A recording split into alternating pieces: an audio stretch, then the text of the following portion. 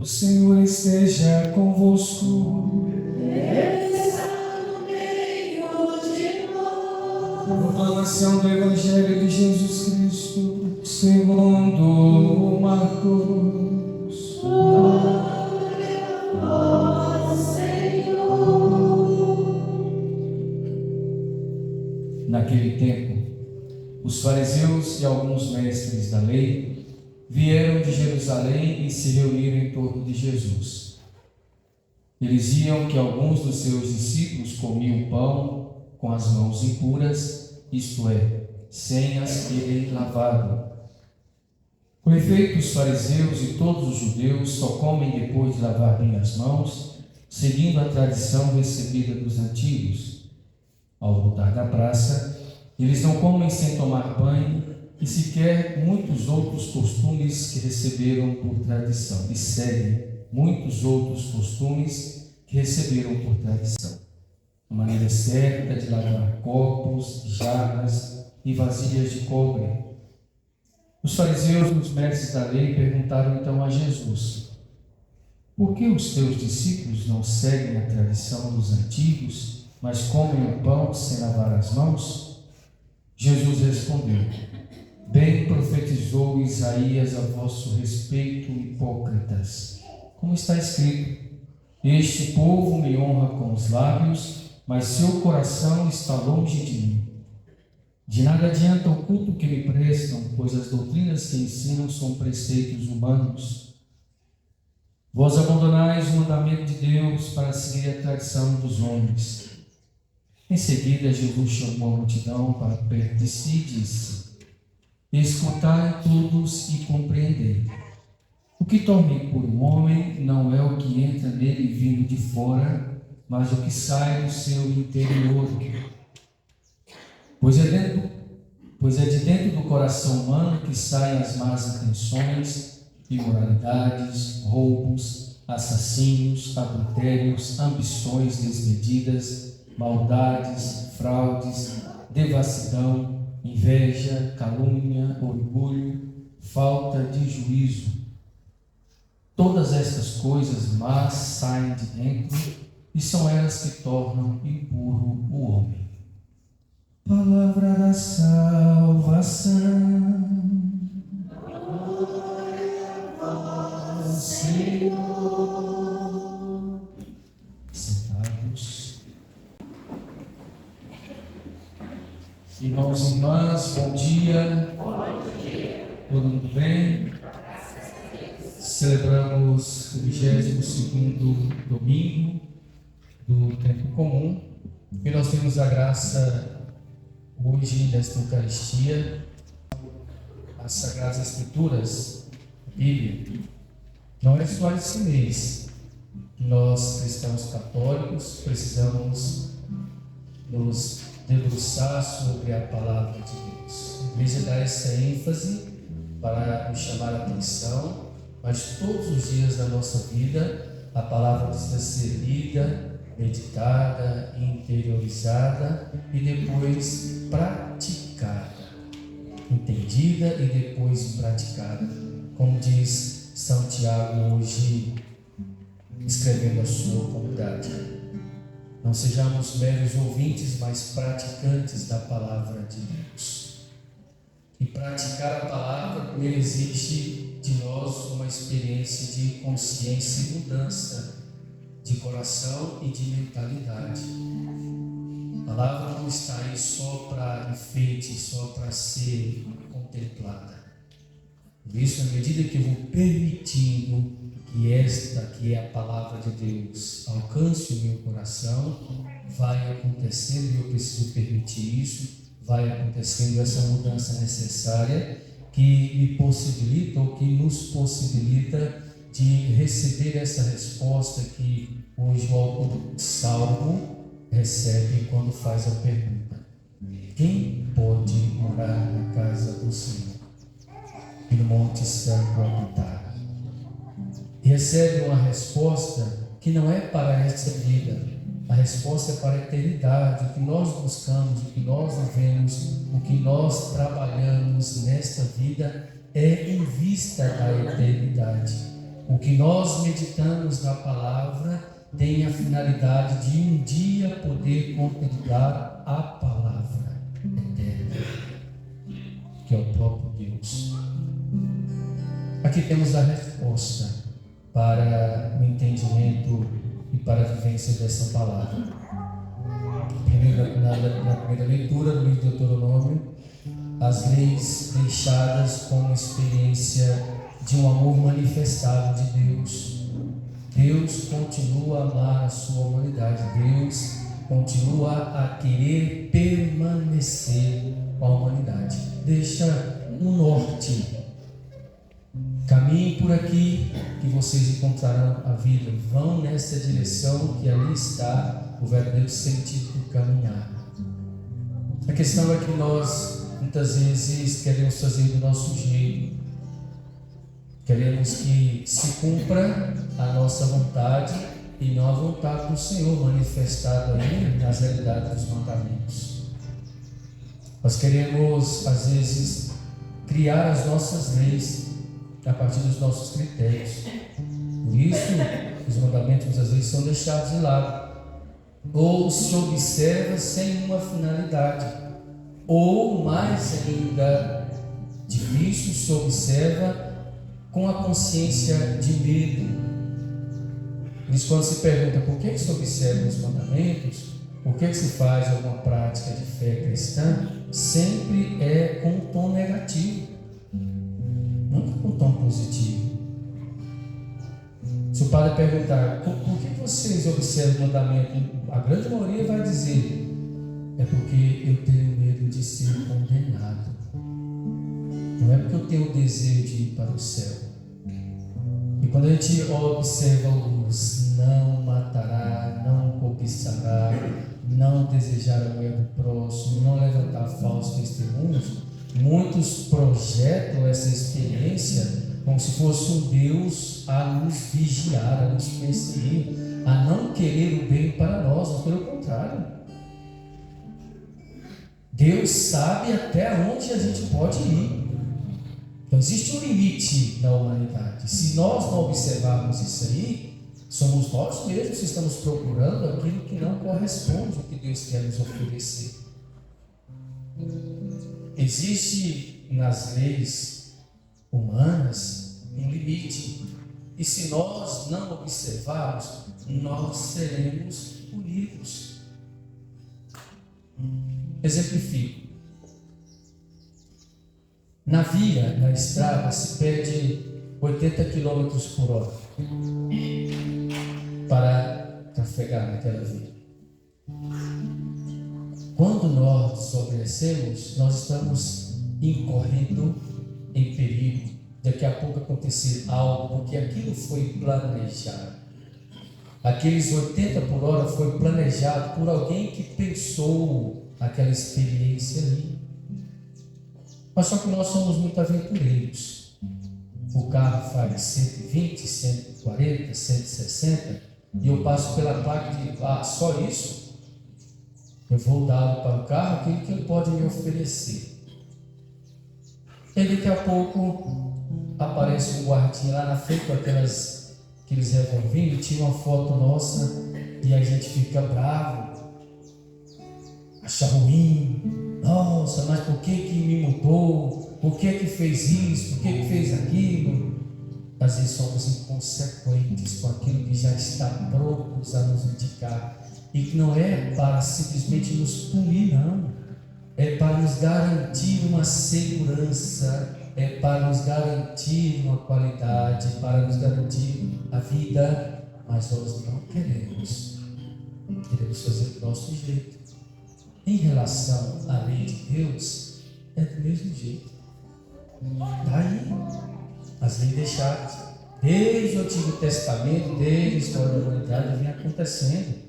Deus nos dando possibilidades para encontrarmos a vida. E nós, às vezes não queremos, não. Achamos que é pesado demais. Observar isso aqui é pesado demais. Amanhã eu observo. Amanhã eu vejo isso, amanhã eu mudo. Não, gente, nós temos agora. E é agora que o Senhor nos oferece para iniciar em nossa vida, algo que nós desejamos para a eternidade. Custa muito ainda estar presente em nosso coração, em nossa vida, o tal do orgulho, da prepotência, da autossuficiência, achar que eu já estou pronto, que eu já conheço. A gente escuta muito isso. Não, se eu já conheço, não, se eu já sei, de mandamento eu já conheço, de fé eu já conheço, de Bíblia eu já conheço, eu já até li a Bíblia lá de Gênesis a Apocalipse umas 3 vezes. Mas eu creio que tudo isso traz de significado para a sua trajetória, para a sua vida, para o seu entendimento de Deus. Do que adianta ler a palavra de Deus e não ter Deus no coração? Do que adianta saber de cor e salteado a palavra de Deus se eu me proponho uma prática do amor ao próximo, do cuidado com o próximo? Do que adianta eu conhecer da palavra se eu não a pratico naquilo que é pedido? Eu vou fazer esse ping-pong aqui, aquilo que é muito simples, gente, para a nossa prática de fé e para a boa convivência humana. A resposta, e aí passo para o Salmo, a resposta que recebe aqui este interlocutor é a resposta que nós precisamos ter, ou algo que tem que nos direcionar todos os dias da nossa vida. Quem pode entrar na casa do Senhor? Deveríamos fazer essa pergunta se é o nosso desejo de ir para o céu. Senhor, quem pode ir para o céu?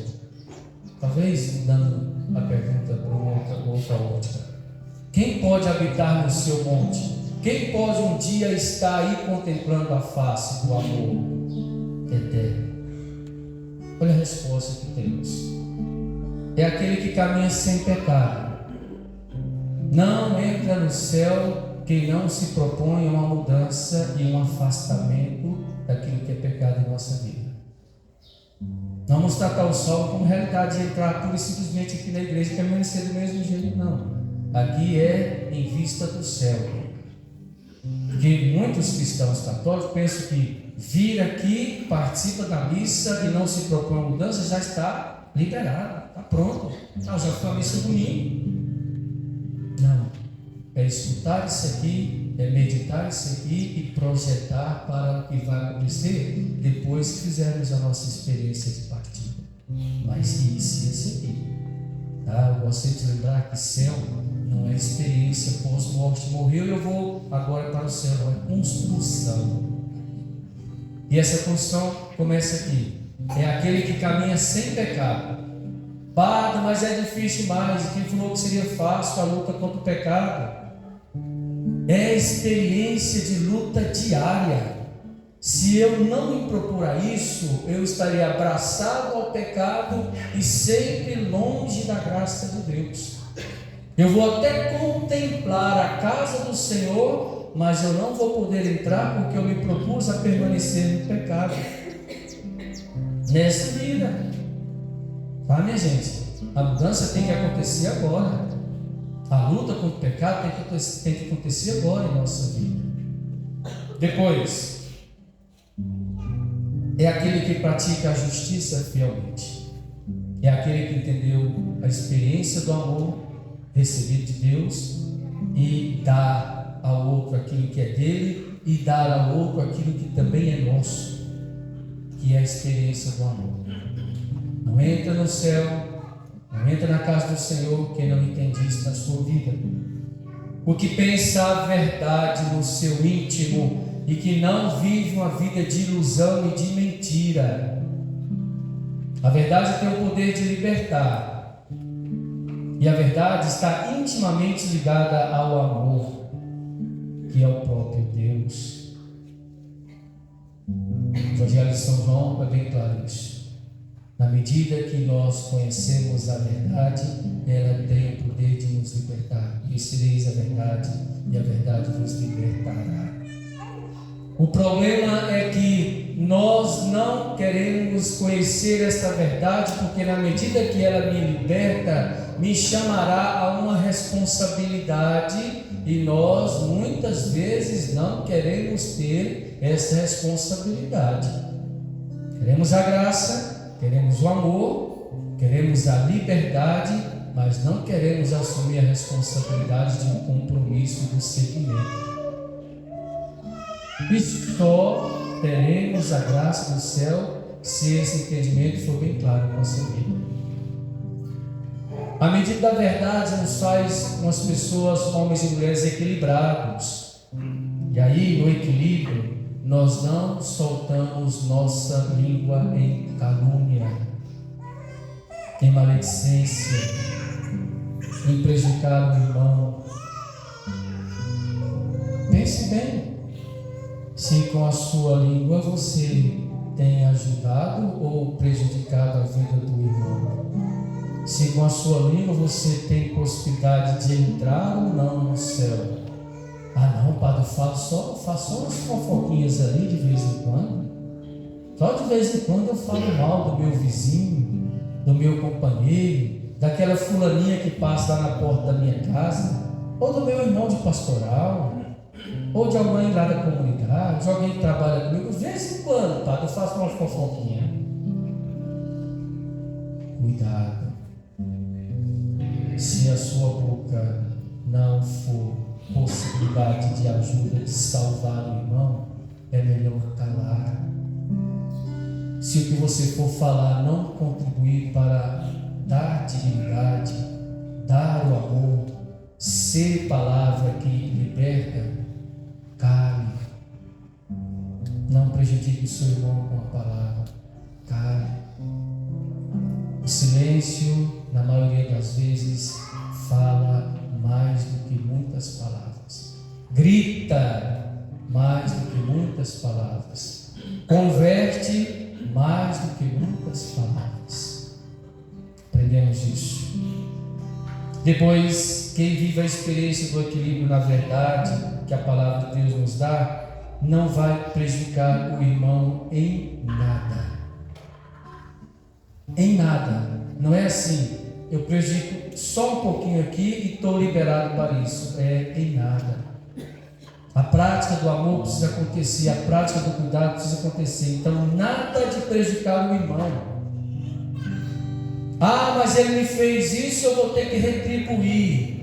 A lei de Italião já foi vencida. Nós, cristãos, precisamos fazer acontecer em nossa vida, em nossa trajetória, a lei do amor, a lei do perdão. Em nada prejudicar o irmão. Depois o Salmo faz ponte com aquilo que o Evangelho nos propõe para a internalização da lei. Bem entendida nos liberta, mal entendida causa confusão, porque nós pecamos pelos detalhes. Fazemos juízo de gosto, julgamos pela aparência. Ah, porque eu não gosto dessa pessoa, eu não gostei da cara dela, então eu faço um juízo toda a vida dela. É porque eu não gosto do jeito que ela se veste, então eu vou falar mal dessa pessoa para outra pessoa. O tal do juízo de gosto. Que é claro, os fariseus e os mestres da lei vieram de longe para falar mal dos discípulos de Jesus, para observar os detalhes. Pecamos muitas vezes por esses detalhes. Não conseguimos olhar para o irmão aquilo que ele pode oferecer de bom, mas somente aquilo que ele manifesta. Naquilo que ele manifesta, nem sempre aquilo que ele é. Por isso Jesus chama atenção para os fariseus e os mestres da lei, mas também para nós. O que peca, faz o homem pecar, não é o que sai da sua boca, mas o que entra, que está no seu coração. Por isso que se faz a pergunta: como é que está seu coração? A palavra de Deus hoje nos faz essa pergunta: como é que está o seu coração? É capaz de Deus? Ou o seu coração, o nosso coração está povoado tudo aquilo que não é de Deus? Por isso julgamos, Por isso temos as más intenções, pois muitas vezes a imoralidade está presente, os roubos, os assassinos, os adultérios, as ambições desmedidas, as maldades, as fraudes, a devassidão, a inveja, a calúnia, o orgulho, a prepotência, a falta de juízo está presente porque o nosso coração não está povoado daquilo que é de Deus. Pensemos sobre isso e permitamos que nesse mês da meditação da Palavra de Deus, essa palavra possa nos ajudar no processo continuado de conversão. Acreditemos nessa palavra que com certeza tem o poder de nos salvar, tem o poder de nos libertar e tem o poder de nos garantir um dia poder habitar a casa do Senhor e estar em seu Monte Santo.